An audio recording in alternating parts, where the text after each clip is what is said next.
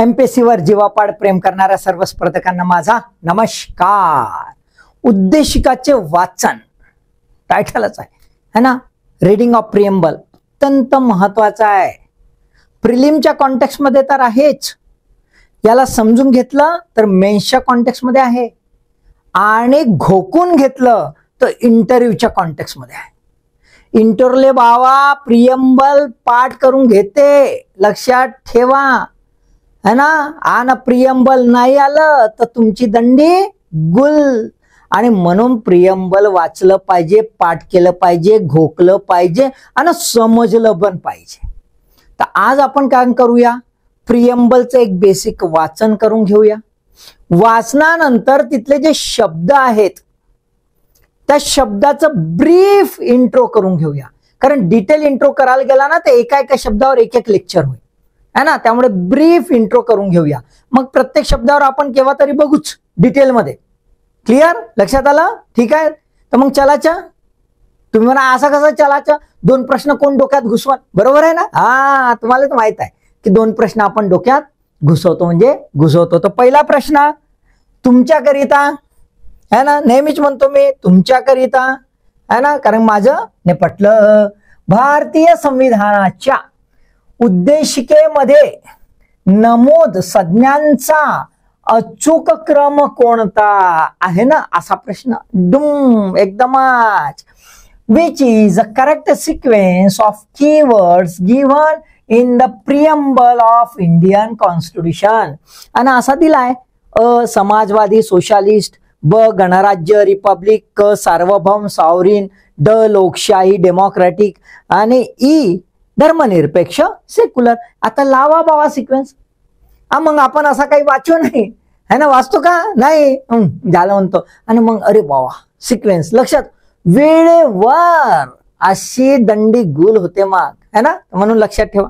दुसरा प्रश्न, भारतीय संविधानातील उद्देशिकाच्या दृष्टिकोनातून खालीलपैकी कोणती विधाने अचूक आहेत?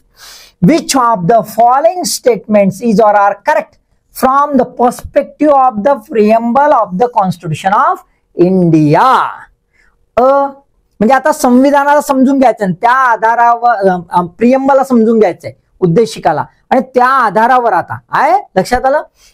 भारतातील शासन सार्वभौम आहे, Indian government is a sovereign. दुसरं, भारत अधार्मिक राज्य आहे, India is the atheist state. क कोणत्याही समाज घटकास विशेषाधिकार नाही, no special privileges to any section of the society. असे तीन आपल्याला काय दिले आहेत स्टेटमेंट, कुठलं अचूक आहे ते ओळखायचं आहे।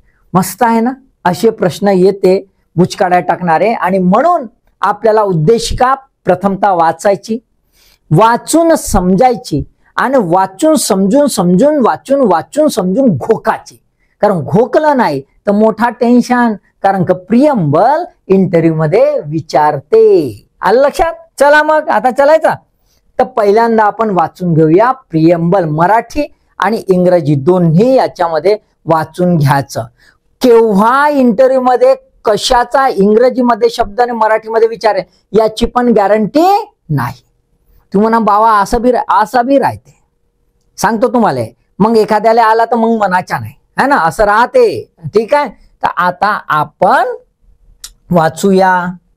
वाचाल तर वाचाल म्हणतात है ना, उद्देशिका त्याला सरनामा सुद्धा म्हणतात है ना।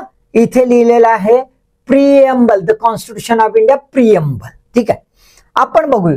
आम्ही भारताचे लोक, सर्वात पहिले ते इथं we the people of India the आहे बरं, लक्षात घ्या।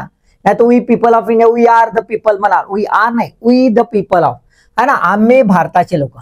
भारताचे एक सार्वभौम समाजवादी, सिक्वेन्स बघा हा, सार्वभौम समाजवादी धर्मनिरपेक्ष लोकशाही गणराज्य घडविण्याचा व त्यांच्या सर्व नागरिकांस, लक्षात आलं का?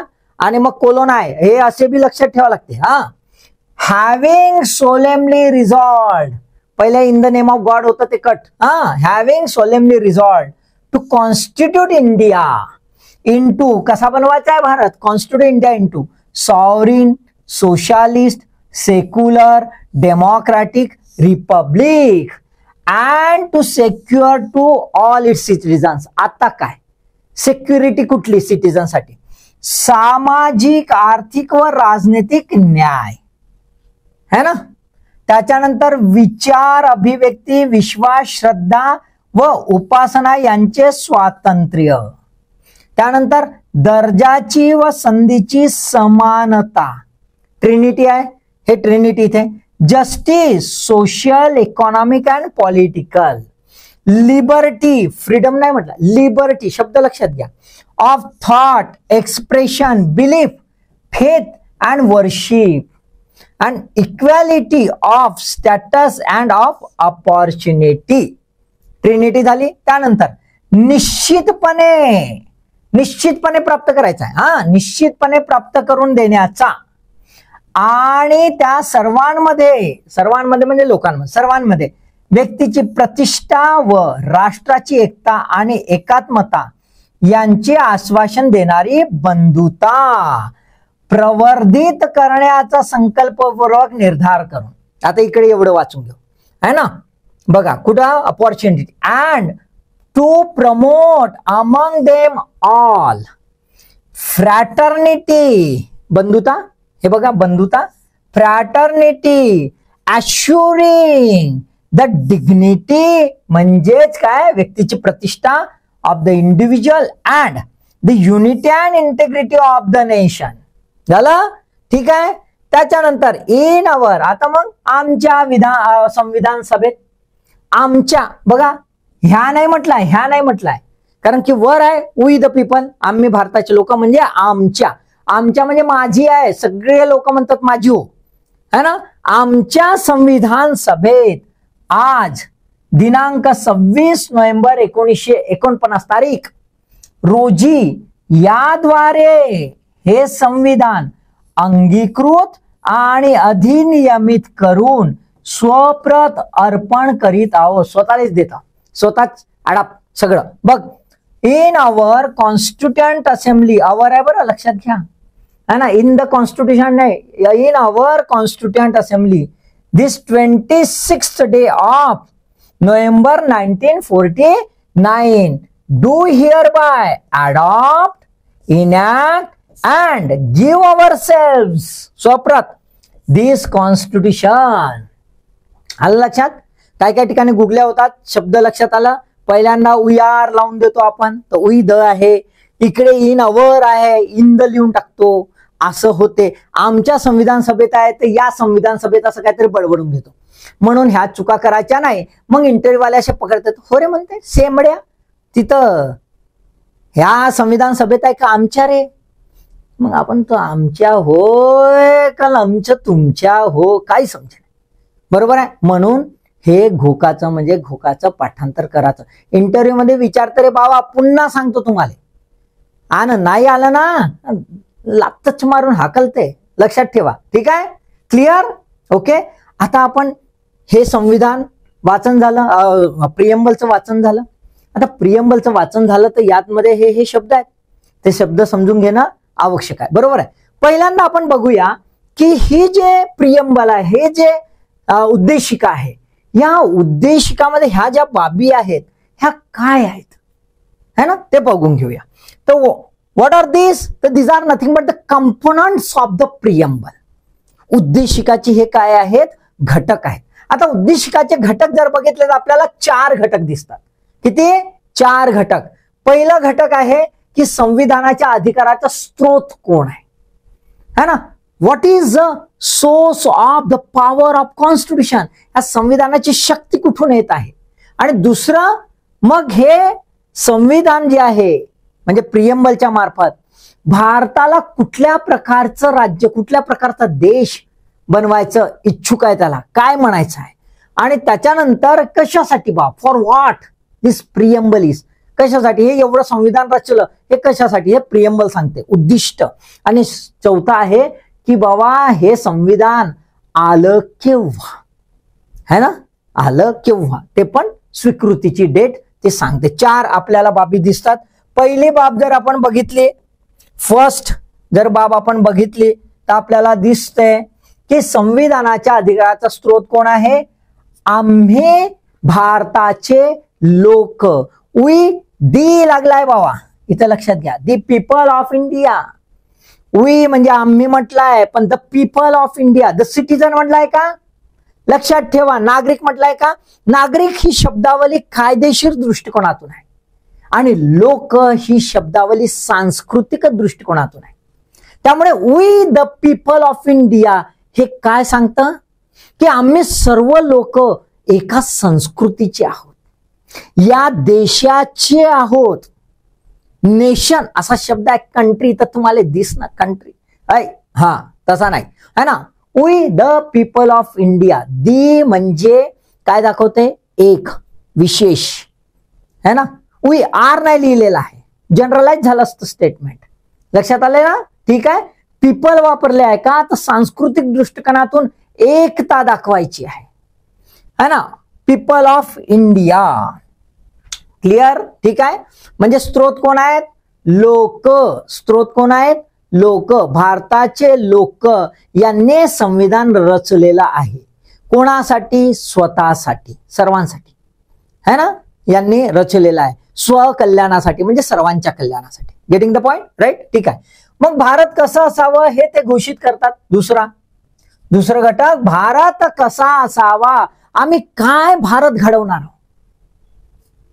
आजकाल डोंबड्या शेंबड्यांना काही समजे नाही का भारत कसा घडवायचा, शेंबडेगिरी करतात. बरोबर आहे.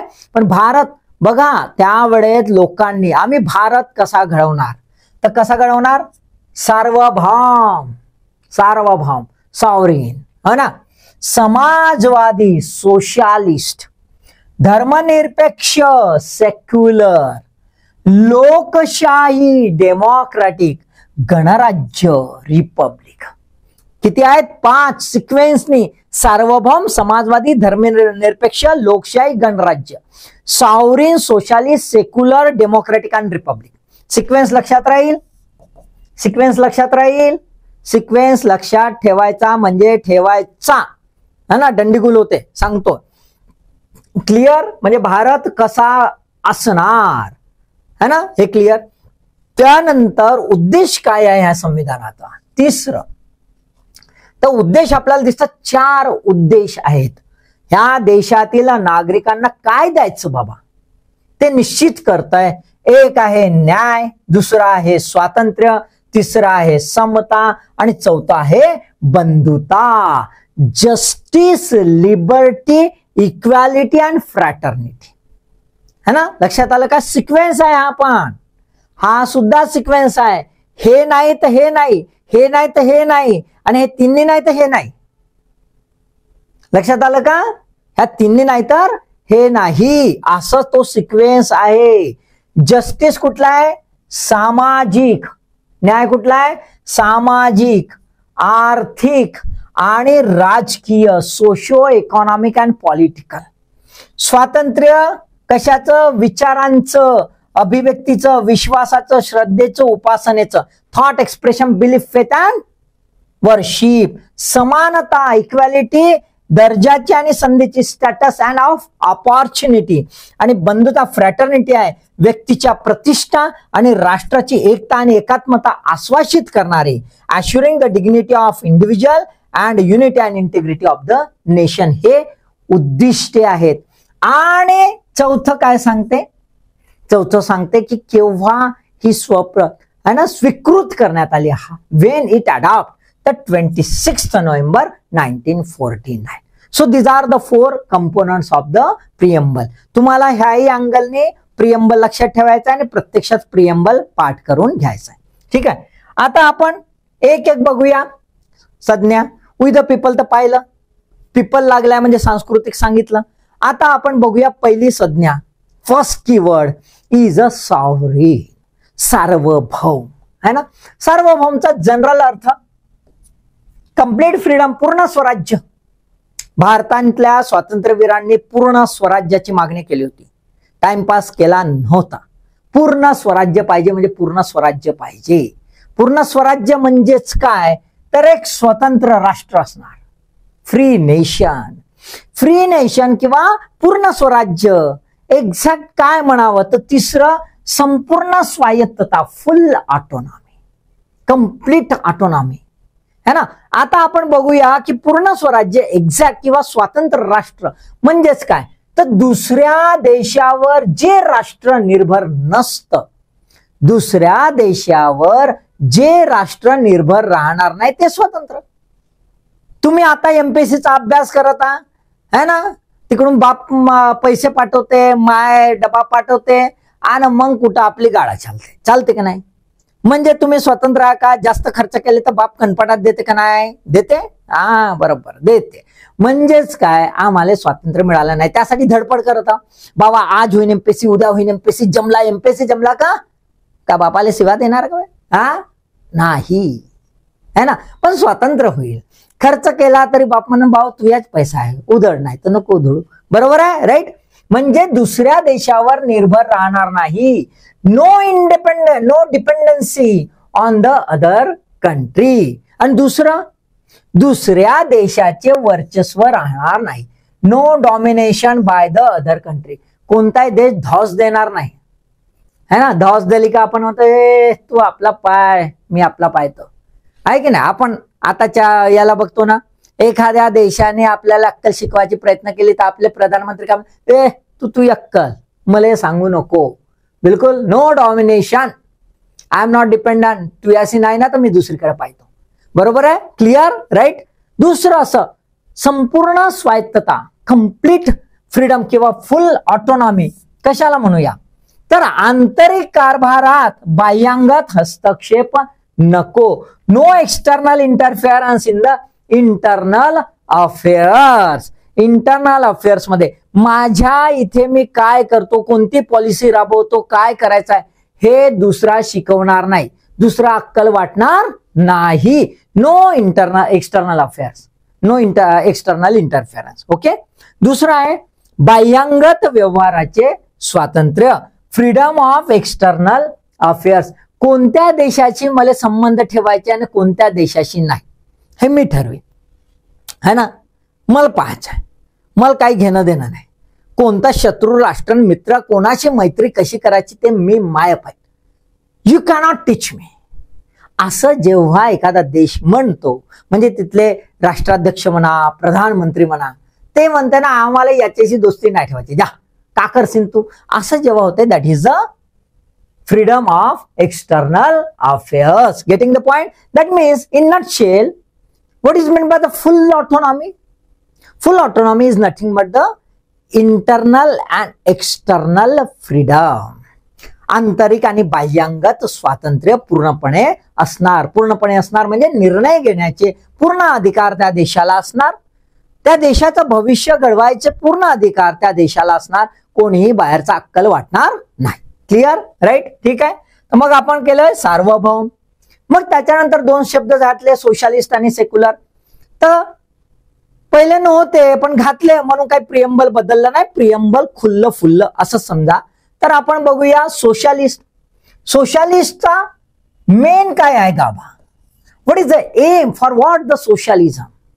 Socialism is giving the one core element about the society at the egalitarian level. It considered a society where everyone shall be equal irrespective of their natural inequalities. म्हणजे नैसर्गिकरित्या जर बघितलं तर प्रत्येक जणाच्या कॅपॅबिलिटीज ह्या वेगवेगळ्या असतात. त्या सोडल्या की बाकीच्या ज्या बाह्यांगत बाबी आहेत जे बाहेरून थोपवल्या जातं आणि त्याच्यामुळे ज्या इनइक्वॅलिटी होते, डेलिबरेटली गरिबी दुसरं थोपवल्या जाते, दुसऱ्यांवर बळजबरी केल्या जाते आणि त्याच्यामुळे त्याचे अधिकार हिसकावले जातात, असा समाज नको. मग कसा समाज हवा? समताधिष्ठित समाज, जिथे समता जी आहे ती रुजल्या जाईल, ती खुलवल्या जाईल, फुलवल्या जाईल. इगॅलिटेरियन सोसायटी. मग इगॅलिटेरियन सोसायटी जे राज्याच्या दृष्टिकोनातून सोशलिझमच्या कॉन्टेक्स्टमध्ये दोन प्रकारे आपल्याला दिसते. एक आहे लोकशाही समाजवाद आणि दुसरा आहे साम्यवादी समाजवाद. लोकशाही समाजवाद आणि साम्यवादी समाजामध्ये ब्रीफली एक आहे की इथे राज्य जे आहे लोकांवर बळजबरी करत नाही, लोकांना फ्रीडम असतं, स्वातंत्र्य असतं. आणि साम्यवादी समाजवाद कम्युनिस्ट सोशलिझम मध्ये राज्य सर्व काय करतं, अर्थव्यवस्थेवर राज्याचं नियंत्रण असतं संपूर्णपणे.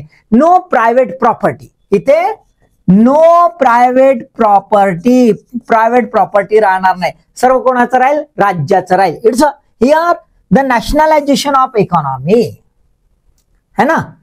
लोकशाही समाजवादामध्ये काय आहे तर लोकांना इकॉनॉमिक फ्रीडम राहील आणि राज्याला जिथे जिथे गरज वाटली तिथे तिथे राज्य हे अर्थव्यवस्थेमध्ये आपला हस्तक्षेप करेल किंवा आपलं कार्य करून समताधिष्ठित समाज निर्माण करायची प्रक्रिया पार पाडेल. म्हणजे आम्ही काय, मिश्र अर्थव्यवस्था ज्याच्यामध्ये आर्थिक स्वातंत्र्य पण असेल, इकॉनॉमिक फ्रीडम पण असेल आणि सार्वजनिक मालकीत्व पब्लिक ओनरशिप म्हणजे ज्याला PSU म्हणतो, पब्लिक सेक्टर युनिट्स, ते पण असणार. राज्य सुद्धा अर्थव्यवस्थेमध्ये हस्तक्षेप करणार. भारताने कुठला घेतलाय सोशलिझम, डेमोक्रॅटिक सोशलिझम. हा आम्ही सोशलिझम घेतला नाही, आम्ही लोकांना खऱ्या अर्थाने स्वातंत्र्य देण्याचा प्रयत्न इथे करणार, म्हणून आम्ही डेमोक्रॅटिक सोशलिझम घेतला. So here the socialist means nothing but the democratic socialist. Okay, ठीक आहे. त्याच्यानंतर तिसरं आहे धर्मनिरपेक्ष, सेक्युलर, धर्मनिरपेक्ष. आता जर आपण बघितलं धर्मनिरपेक्ष ते एकदम टिपिकल याच्याने ज्याला ट्रॅडिशनल डेफिनेशन म्हणतात, तर त्याच्यामध्ये काय आहे, सिंपल आहे. It's nothing but the privatisation of religion. Privatisation of religion, धर्माचं खाजगीकरण. म्हणजे काय, धर्म तुम्ही तुमच्या घरात ठेवा, you cannot show in the public places. फ्रान्समध्ये जसं आहे तसं you cannot show any symbol, religious symbol also at a public places. परंतु भारतामध्ये तसं आहे का, नाही. तर भारतातलं सेक्युलरिझम हे मोस्ट डायनामिक आहे, मोस्ट डायनामिक आहे ना. मग त्याच्यामध्ये राज्य म्हणून, भारत एक राज्य म्हणून म्हणजे एक देश म्हणून भारताने कोणता धर्म स्वीकारला आहे का, नाही, है ना. राज्याचा धर्म नाही, नो स्टेट रिलिजन. भारत एक राज्य म्हणून कोणत्याही धर्माचा नाही, कोणत्याही धर्माचा नाही. म्हणून कोणत्याही धर्माचा नसला तरी काय धर्माचा तिरस्कार करणार आहे का, whether it is anti religious, no, है ना. हा याचा धर्म नसेल but no anti religious, anti religious नसणार, कोणत्याही धर्माच्या विरुद्ध नसणार. धर्मच नाही पाहिजे, मी धर्माला मानत नाही असं पण म्हणणार नाही. State is no atheist, state is no atheist. तो अधार्मिक पण नाही, नास्तिक पण नाही, धर्माच्या विरोधात पण नाही, त्याचा स्वतःचा धर्म पण नाही. मग काय, so here the state is a neutral. कसा आहे इथे, कसा आहे, state is a neutral. But here the neutrality is not static, neutrality is dynamic.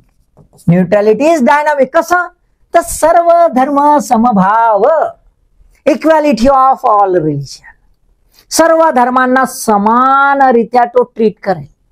राज्य कोणत्याही धर्मामध्ये भेदभाव करणार नाही. एका धर्माला सपोर्ट करायचा ना दुसऱ्याला मारायचा असं करणार नाही. मग काय करेल, तर सर्व धर्मांना सारखा दर्जा राहील, equal status to all religion irrespective of their numerical strength. कोणत्या धर्माचे किती लोक आहेत, किती होडबँग रे बाबा, हे राज्य धंदा नाही करणार, इक्वल स्टॅटस राहील असं प्रियंबल म्हणते. आणि राज्याकडून समान आधार दिला जाईल. प्रत्येक धर्माला ज्या ज्या काही त्या धर्माचा प्रचार प्रसार करण्याकरिता, तो धर्म टिकवण्याकरता ज्या ज्या वैधानिक बाबींची मदत लागेल ते सर्व पुरवल्या जाईल. Equal support from the state. State cannot interfere in any religion. Interfere नाही करणार, मदत करेल, आधार देईल, समान तत्वावर सर्व धर्मांना गृहीत धरेल. Getting the point? Clear? Secular. So Indian secularism is a dynamic, not a static. है ना? आपण काय सर्व धर्म समभाव या तत्वावर प्रियंबल आहे. त्यानंतर लोकशाही, डेमोक्रॅटिक. कशी घेतली रे बाबा आपण डेमोक्रेसी? पॉप्युलर सॉव्हरेनिटीच्या दृष्टिकोनातून. लोक सॉव्हरेन आहेत, लोक सार्वभौम आहेत आणि लोक ठरवतील की गव्हर्नन्स कसं चालवायचं. मग लोक ठरवतील तर लोकशाही म्हणजे लोकांचे राज्य. मग लोकांचं राज्य आहे तर लोक स्वतः राज्य करू शकतात का? भारत केवढा मोठा देश आहे. इतक्या मोठ्या विस्तृत पसरलेल्या देशामधले एवढे करोडो जनता स्वतः निर्णय स्वतःसाठी घेऊ शकत नाही. हे पॉसिबल नाही, फिजिबल नाही, शक्य नाही. आणि म्हणून लोक म्हणतात ठीक आहे, माझं काहीतरी कल्याण करायचं आहे म्हणून मी तुला निवडून देतो. You are my representative. तू माझा प्रतिनिधी आहे. तिथं ज्या संसदेमध्ये बस आणि माझ्यासाठी काम कर. तू माझा सेवक आहेस, माझा प्रतिनिधी आहेस. You are the representative of mine. म्हणजे एमपी आणि एमएलए कोण आहेत? लोकप्रतिनिधी आहेत. कोण आहेत? लोक. त्यांना काय काम आहे? काय काम आहे? त्यांना लोकांचं घराणं, म्हणणं, अडी अडचणी समजून घ्यायच्या आहेत आणि त्या संसदेमध्ये, विधानसभेमध्ये मांडायच्या आहेत. आणि मांडून असे कायदे बनवायचे आहेत जे लोक कल्याणाचे असतील, जे सर्व कल्याणाचे असतील. Getting the point? मग आम्ही सर्वोच्च शक्ती जेव्हा लोकांकडे आहे, supreme power is with the people, तर आम्ही काय करणार? मग लोकांसाठी आम्ही प्रतिनिधी म्हणून तिथे जाणार. मग प्रतिनिधी गेले आणि लोकांचं कल्याण करायचं आहे. लोकांचं कल्याण करायचं म्हणजे लोकांचं विकास करायचा आहे. मग विकास करायचा आहे तर इथे खऱ्या अर्थाने लोकशाही जी आहे ही दोन प्रकारे आपल्याला दिसेल. एक आहे राजकीय लोकशाही आणि दुसरी आहे सामाजिक लोकशाही. राजकीय लोकशाही जी आहे ती कशी आहे? प्रातिनिधिक स्वरूपाची आहे. Representative democracy. आमचे सेवक तिथे बसलेले आहेत, प्रतिनिधी तिथे बसलेले आहेत. आणि कशा प्रकारे? तर आमचे प्रतिनिधी जरी तिथे असले तर ही डेमोक्रेसी है ना पार्लमेंटरी फॉर्मची आहे, पार्लमेंटरी डेमोक्रेसी आहे, संसदीय लोकशाही आहे. इथे संसदेमध्ये सरकार पण राहील आणि जनतेचे प्रतिनिधी पण राहतील. आम्ही प्रेसिडेन्शियल फॉर्म ऑफ डेमोक्रेसी घेतलेले नाही आहे, जिथे राष्ट्रपती आपल्या व्हाईट हाऊस मध्ये मस्त बसते आणि फुल आईश करते, ते सिनेट गेलं खड्ड्यात. तसं नाही. आमच्या सरकारला त्या संसदेमध्ये बसून उत्तरं द्यावी लागतात आणि संसद त्यांना सातत्याने आपल्या घुटण्यावर टेकवून ठेवते through various process of question our and all this things. लक्षात आलं का? त्याच्यामुळे आम्ही कुठले घेतले? संसदीय लोकशाही घेतली. संसदीय लोकशाही घेण्याच्या मागे असा उद्देश होता की जबाबदारी महत्वाची आहे, स्टॅबिलिटी नाही. कारण भारतातली जी प्रॉब्लेम्स आहेत, जी विविधता आहे, त्याच्यामध्ये आम्ही स्टॅबिलिटीचा विचार केला असता की बा सरकार टिकलं पाहिजे, हे झालं पाहिजे, तर मग अकाउंटेबिलिटी फिक्स करता नसती आली, जे अमेरिकेत होतं. अमेरिकेमध्ये जनता जी सुजाण आहे, समजदार आहे, इक्वॅलिटी आहे. भारतात तसं नाही आहे. आणि त्याच्यामुळे भारतात आम्ही संसदीय लोकशाही यासाठी घेतली की जेणेकरून अकाउंटेबिलिटी, जबाबदेहीता जास्त असली पाहिजे. टिकाऊपणा असला नसला तरी चालते. टिकाऊपणा नंतर पाहू जेव्हा लोक समजदार होते. Getting the point? राईट. त्यानंतर सामाजिक लोकशाही, सोशल डेमोक्रेसी. कसा समाज निर्माण करायचा आहे? समताधिष्ठित समाज, egalitarian society, where the everyone irrespective of their natural inequalities, natural differentiations can get the equal opportunities.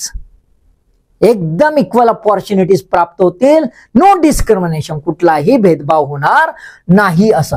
मग याच्यातून हे घडवायचं आहे. कारण इथे प्रतिनिधी जातील, संसदेमध्ये कायदे बनतील. कायदे कोणासाठी बनतील? लोक कल्याणाकरिता, है ना. It nothing but the establishment of the true welfare country. Okay. त्याच्यानंतर शेवटचं आहे गणराज्य. गणराज्य म्हणजे गणांचं राज्य. Rule of the people. Rule of the people. That means in other way here the ruler is of the people. लोकांचा राजा राहील. King is of the people. King is not hereditary. म्हणून इथे राष्ट्राध्यक्ष जो प्रेसिडेंट आहे तो कसा राहील? इलेक्टेड. कारण लोकांचा असला पाहिजे. आणि एकदा इलेक्शन झालं का मस्त फुल आयुष्यकरांत जमन का? नाही, निश्चित कालावधीसाठी.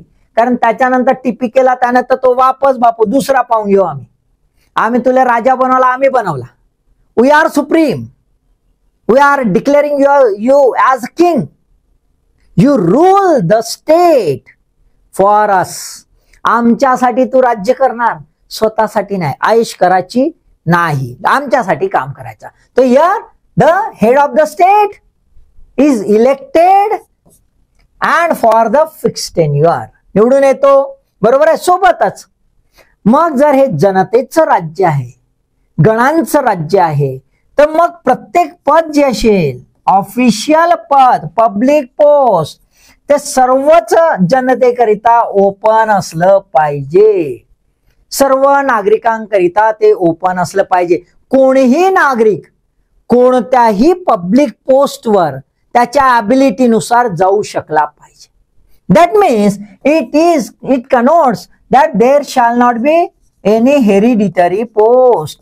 कोणतेही हेरिडिटरी पोस्ट राहणार नाही. ओके, ठीक आहे.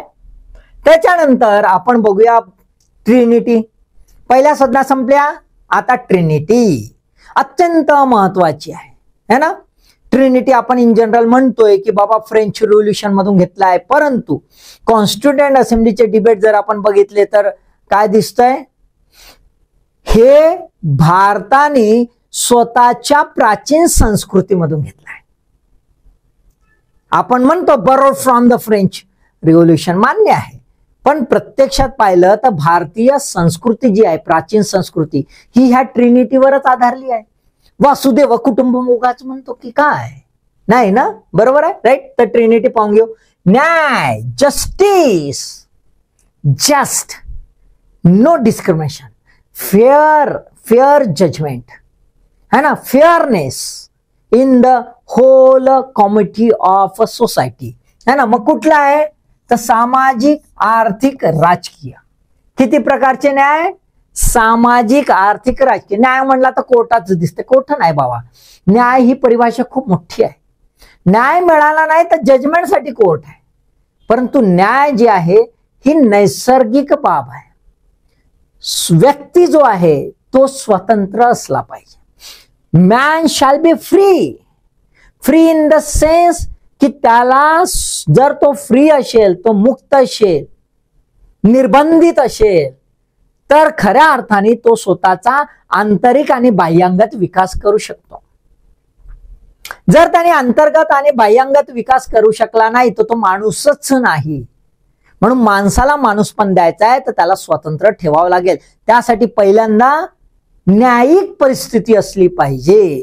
म्हणजे सामाजिक भेदभाव नाही. No social discrimination. What the hell? तू खालच्या जातीचा, तू वरच्या जातीचा, मी सेमडा, तू डोंबडा. व्हॉट द हेल? काय चालू आहे? है ना. काढलं रक्त तर सगळ्यांचं ते ग्रुपच दिसते. ए बी बी ओ दिसतं. त्याच्या व्यतिरिक्त काही आहे का? नाही. लाल लालच आहे ना, निळं पांढरं कार असं आहे का? नाही. पण तरी सुद्धा आपण एवढे शेंबडे आहो, काय करावं? तो पहिल्यांदा काय म्हटलंय? No social discrimination. सामाजिक भेदभावास नकार. कुठलाही ज्याला अस्क्राइब्ड स्टॅटस म्हणतो, है ना, जन्मतः जे स्टॅटस मिळालंय ते राहणार नाही. कशाचा फोकस राहील? मग सामाजिक दर्जा हा अचीव्ड स्टॅटसवर राहील. कशावर राहील? अचीव्ड स्टॅटसवर राहील. अस्क्राइब्ड स्टॅटसवर राहणार नाही. मी ह्या जातीत जन्मलो म्हणून मी अबे 80 वरच्या जातीचा, पण सेमडा आहेस ना रे, काही जमेच नाही ना तुले, बोलता बी ये नाही, काय चाहू? बरोबर आहे. म्हणजेच काय? कर्तृत्वाने मोठं झालं पाहिजे. कर्तृत्वावर भर देणार. सामाजिक न्याय. त्यानंतर आर्थिक इनइक्वॅलिटी, एलिमिनेशन ऑफ इनइक्वॅलिटी, विषमतेचं निर्मूलन करायचं आहे. भारत वर्षामध्ये ऐतिहासिक दृष्टिकोनातून जर आपण बघितलं तर भारतातील विषमता ही कर्तृत्वामुळे झाली नाही, तर ही काय थोपवण्यात आलेली आहे. जाती प्रथेनं विषमता निर्माण केलेली आहे आणि एका जातीत जो जन्माला त्या जातीत त्याला येऊ का नको त्या जातीचं सगळं त्याला निपटावं लागते आणि त्यामुळे विषमता आली आहे. आणि ती विषमता कुठे पर्क्युलेट झाली आहे? आर्थिक बाबीमध्ये झालेली आहे. बरोबर आहे. म्हणून ती आर्थिक विषमता याचं निर्मूलन होणं आवश्यक आहे.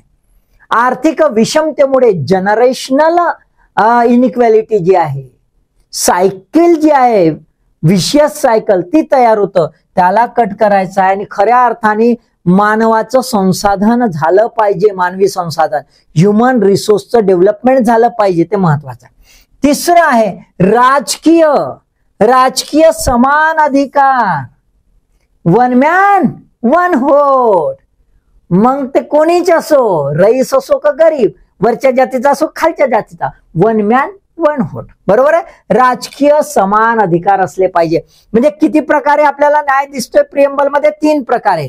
सामाजिक सोशल इनइक्वॅलिटी काढून घ्यायची आहे ना, इकॉनॉमिक इनइक्वॅलिटी काढून घ्यायची आहे, पॉलिटिकल इनइक्वॅलिटी काढून घ्यायची. इनइक्वॅलिटी विड्रॉल करायचं आहे, म्हणजे इक्वल ऑपॉर्च्युनिटीज अवेलेबल करायचं आहे, फेअर एन्व्हायरमेंट तयार करायचं आहे. कसं environment? Fair, to create enabling environment so that everyone can get the equal opportunities irrespective of their socio-economic condition. त्यांची काय परिस्थिती आहे, काय घेणं देणं नाही, त्यांना समान संध्या उपलब्ध झाले पाहिजे. त्यासाठी वातावरण कसं असलं पाहिजे? इनॅबलिंग, पोषक वातावरण निर्माण करायचं आहे. पोषक वातावरण काय सांगताय? न्यायिक वातावरण सांगते. त्याच्यानंतर स्वतंत्र, liberty, not a freedom, liberty है ना. लिबर्टी व्यक्तीचे कार्यावर, ऍक्टिव्हिटीज ऑफ द इंडिव्हिज्युअल याच्यावर स्वातंत्र्य असलं पाहिजे है ना, फ्रीडम असलं पाहिजे आणि कुठलाही निर्बंध नसावा. No restraint and complete freedom, no restraint and complete freedom, कुठेही रोकटोक नाही, बिनधास उड रे बाबा, चिंता नाही. Means you shall become a free man है ना. मुक्त व्यक्ती ही संकल्पना लिबर्टीमध्ये आपल्याला दिसते, स्वातंत्र्यामध्ये दिसते. बरोबर आहे. स्वातंत्र्यामध्ये जर बघितलं तर एक व्यक्ती जो स्वतंत्र असतो, मुक्त असतो, तो त्याचा अंतर्गत आणि बाह्यांगत विकास करू इच्छितो. अंतर्गत आणि बाह्यांगत म्हणजे करिअर करणं म्हणजेच विकास नव्हे. झाला IAS ऑफिसर, हरकत आहे. झाला बिझनेसमॅन, हरकत नाही. IAS ऑफिसर हो पण बिझनेसमॅन हो, काही हरकत नाही. पण तो जर सेमळा असन तर, सेमळा असन म्हणजे त्याचे विचार एकदमच गचाळ असतील तर, होपलेस, तो अंधश्रद्धाळू असेल तर, बोगस है ना, लोकांचा तिरस्कार करणारा असेल तर है ना, तर कोणत्या कामाचा आहे का? So that is not concept of the free man. तो नालायक हो, बैताळ, बोगस, त्याला काही करू नाही शकत. He is actually not a man. त्याला आपण माणूस म्हणूच शकत नाही. तर माणूस हा खऱ्या अर्थानं त्याच्या विचाराने, त्याच्या अभिव्यक्तीने, त्याच्या विश्वास, श्रद्धा आणि उपासनेने घडून येतो. म्हणून विचाराचे स्वातंत्र्य, एकदा विचार आले की ते सांगावं लागेल, कारण की मनुष्य जोपर्यंत सांगणार नाही तोपर्यंत विकसित होत नाही, त्याचे विचार विकसित होत नाही. अभिव्यक्ती एक्सप्रेस करता आले पाहिजे, ते मोकळेपणा असलं पाहिजे. नाही ते एक्सप्रेसच करू दिला नाही तर तो गुलाम झाला. बरोबर आहे, राईट. त्यानंतर विश्वास, श्रद्धा आणि उपासना, फेथ, वर्शिप, ह्या ज्या बाबी आहेत ह्या अत्यंत महत्वाच्या आहेत. मनुष्य जो आहे तो आस्थेने असतो. तो नास्तिक जरी असेल ना, नास्तिक तरी ती आस्था है ना. Atheist is also one of the religion. It is one of the religion. And without religion, no human being can sustain, can be stable. माणसाला हिंसक बनवण्यापासून, क्रूर बनवण्यापासून, मूर्ख बनवण्यापासून, वाईट बनवण्यापासून, अराजक बनवण्यापासून जर कोणी थांबवत असेल तर तो काय आहे? तो काय आहे? त्याची विश्वास, श्रद्धा आणि उपासना means a belief on some ideology, some philosophy, something, and that is called as a religion. तो असलाच पाहिजे. जर तो नसेल, ज्याला दुसऱ्या शब्दात पाप भिरू असलाच पाहिजे है ना, तर ह्या त्याच्या महत्वाच्या बाबी आहेत. आणि याचं स्वातंत्र्य असलं पाहिजे. कारण याचं जर स्वातंत्र्य नसेल तर मग तो धर्म कट्टरतावादी होतो. आणि कट्टरतावादी जर धर्म झाला तर तो माणसाला माणूस ठेवत नाही, तो हैवान बनवून टाकतो. म्हणून याचं स्वातंत्र्य. लक्षात आलं का? विचार आणि अभिव्यक्ती सोबतच, म्हणजे इकडे आपलं ब्रेन बनवायचं आहे आणि इकडे आपल्याला सोल बनवायचं आहे. ब्रेन आणि सोल याचं कॉम्बिनेशन म्हणजे फ्रीडम होय. That means freedom here is not considered as a anarchy.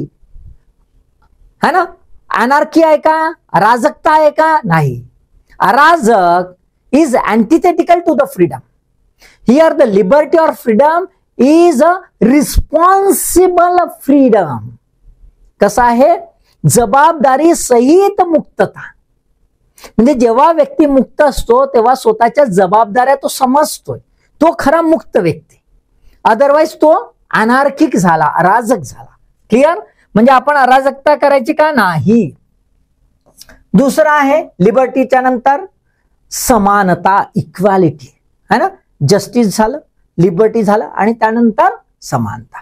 एकदा जस्ट एलिमेंट झाला, त्याच्यानंतर मुक्तता मिळाली की आता समानता. बघा, absence of special privilege to any sections of the society. कोणत्याही समुदायास विशेषाधिकार राहणार नाही. कोणत्याही समुदायास.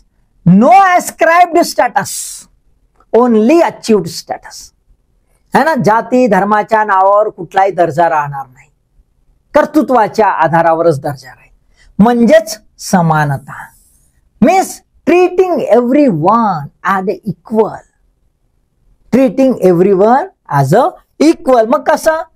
तर स्टॅटस वाईज तो माणूस म्हणून त्याचा दर्जा, माणूस म्हणून त्याचा दर्जा त्याला समान लेखले जाईल. आणि दुसरा, त्याच्या स्वतःच्या विकासाकरिता ज्या काही संध्या लागतायत, the opportunities which are necessary for the self development of a human being has to be equally provided. Equally provided. जर ह्या दोन गोष्टी झाल्या, दर्जाच्या आणि संधीच्या, तरच खऱ्या अर्थानं समानता प्रस्थापित होऊ शकते. म्हणजे समानता ही सामाजिक, सांस्कृतिक, आर्थिक, राजकीय समानता असली पाहिजे. आणि स्वतःच्या विकासासाठी त्यांना संध्या उपलब्ध झाल्या पाहिजे, तरच समानता शक्य आहे. अदरवाईज समानता शक्य जर संध्याच अवेलेबल नाही. तुम्हाला म्हणलं बा सगळ्यांना सारखं सारखं समान, काही जाती धर्माचा भेदभाव नाही, काही नाही. मग एक जण गेला, हो का बा, मला नाही का मस्तपैकी ऑटोमोबाईल इंजिनिअरिंग मध्ये मी मस्त केलं बरं मग काम, मला वाटते की मी गॅरेज टाकावं, मला जर लोन भेटलं ना तर मग जमते. काय तुला लोन पाहिजे? चला हो तिकडे, फालतूच्या लोनवून घ्यायला चाललास, काही करस नाही वरस नाही. आली आपण अपॉर्च्युनिटी मिळाली का? नाही. इकडे तर मस्तपैकी माणूस म्हणून ट्रीट केला, पण हे नाही. That means both are necessary. Status and opportunities are correlated. हे नाही मिळालं तर हे होऊ शकत नाही, आणि हे असेल तर हे राहणारच आहे. बरोबर आहे? कोरिलेटेड. तेव्हा समानता शक्य आहे. क्लिअर? त्याच्यानंतर शेवटचं आहे, आता न्याय मिळाला, मुक्तता मिळाली. माझे विचार प्रगल्भ झाले, माझी आस्था छान आहे, मी छान माणूस आहे, लोकांचा कधी वाईट विचार करत नाही, मी चांगलं कर्तृत्व करतो. बरोबर आहे? मला समान संध्या उपलब्ध झालेल्या आहेत, मी स्वतःचा विकास केलाय. आता असं गृहीत धरा की जस्टिस, लिबर्टी आणि इक्वॅलिटी या तिन्ही गोष्टी ज्या आहेत ह्या सर्वांनाच मिळाल्या, तर सर्व असे वर, है ना, भारतातील सर्व जनतेचा विकास झाला. आता असं गृहीत धरा का तुम्ही एमपीएससी प्रिपेअर करता आणि सप्पेच तुम्ही लमचम व्हा, एमपीएससी झाला म्हणजे तुम्ही ऑफिसर झाला. ऑफिसर झाले का पार्ट्या करा, पण जर ऑफिसर एक जण झाला आणि दुसरा शेंबडाच राहिला तर मग कशी बंधुता? Without equality how the fraternity can be possible? Without justice how we can consider that the two persons come together friendly? मैत्री कशी होणार? मैत्री समानतेच्या आधारावर, मैत्री समान संध्या उपलब्ध आहेत म्हणून.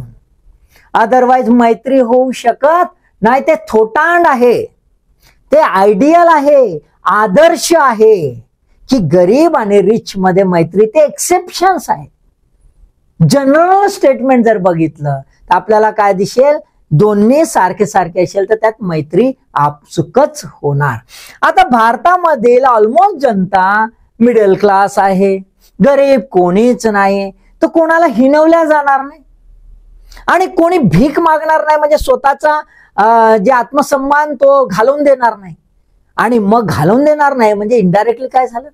फ्रॅटर्निटी, बंधुता निर्माण झाली, एकमेकांप्रती आदर निर्माण होईल ना. मग आदर निर्माण होणं म्हणजे काय? तर बंधुता निर्माण होणं. Okay, so sense of brotherhood काय अश्युरिंग करायचंय? पण नुसतं सेन्स ऑफ ब्रदरहुड म्हणून नाही चालणार.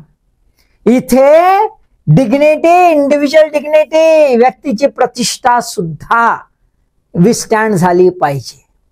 व्यक्तीची प्रतिष्ठा विस्टँड केव्हा होईल? जर समसमान असतील सर्व, तर आर्थिक दृष्ट्या, सामाजिक दृष्ट्या, है ना, बरोबर आहे, समसमान असतील तरच डिग्निटी होईल, है ना. एखादा भिकारी आहे, त्याची डिग्निटी प्रोटेक्ट होते का? होते. तो कोणाची डिग्निटी प्रोटेक्ट करू शकते? त्याला भीक नाही दिली, तो शिव्या देते, आपण त्याला शिव्या देतो ना, बरोबर आहे. म्हणजेच व्यक्तीची प्रतिष्ठा ही अत्यंत महत्वाची आहे. आणि दुसरा, व्यक्तीची प्रतिष्ठाच नाही, ह्या देशासाठी, हा देश अत्यंत, हा देश आहे तर लोक आहेत, आणि हे लोक आहेत तर हा देश आहे. लोक आणि देश हे परिपूरक आहेत. लक्षात आलं का? लोक आणि देश हे परिपूरक आहेत. लोक देश घडवितात आणि देशामुळे लोक असतात. आणि म्हणून राष्ट्राची एकता आणि एकात्मता, unity and integrity of nation shall be assured through this brotherhood, through this fraternity. आता इकडे unity and integrity of a nation. So nation हा शब्द जो आहे, हा नेशन आलेला आहे. कंट्री आलाय का? कंट्री आलाय का? नाही. So first of all nation comes through the people.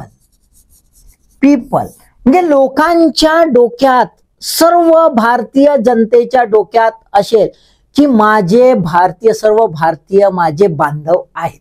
प्रार्थना म्हणतो ना, सर्व भारतीय माझे बांधव आहेत.